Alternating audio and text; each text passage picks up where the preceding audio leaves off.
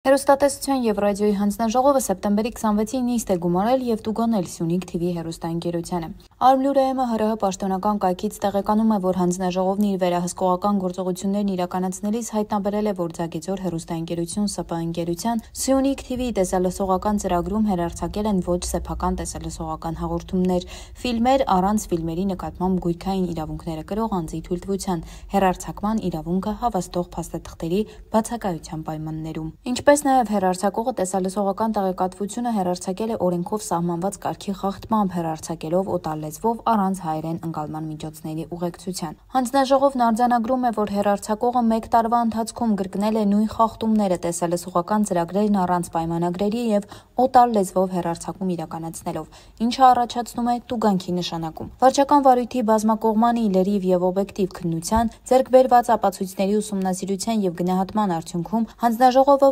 որոշել է Ձագեձոր հեռուստաընկերություն ՍՊ ընկերությանը տուգանել 712 910 ՀՀ դրամով։